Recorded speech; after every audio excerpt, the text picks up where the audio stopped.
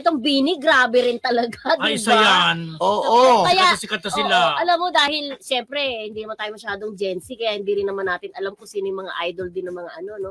Pero sa kasikatan niya, mapapa-research ka talaga kung bakit talagang sumikat sila. Bakit It's ba? because of yung exposure nila dun sa Show It All sa China. Okay. Isa siyang reality show na nagpi-feature ng mga ng mga group ng parang P-pop, K-pop, parang mga ganon. Okay. So doon talaga sila sumikat ng gusto. Sa China pa? Sa China. Bago sa atin.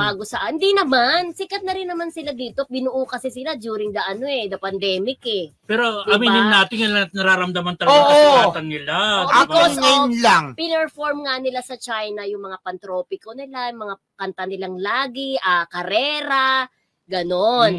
Kaya doon talaga sila sumikat. At nakakaloko pa doon sa kanilang anniversary day na sa mall show doon sa isang mall show nila ay may kumuha ng standee na ni Bini member Sheena. Nawawala daw. Si Sheena. At may reward na sa makakapagpabalik, di ba? Sabi ni Lorente Jogi. Oo. Siyempre gusto naman nila na kumpleto yung kanilang standee, di ba? Pero alam nyo, may nakita ako sa TikTok na may isang, di ko alam, medyo mahaba kasi ang buke, na may hawak-hawak na standee. Nako. Talbog. Ako sabi nga, ibalik mo yan, parang ganon. Parang may nakita akong ganon. Pero ibig sabihin, kung kinukuha yung standee, parang gusto na kasama niya si Bini, at pangalan niya? Sheena. Sheena. Ba, pwede ilagay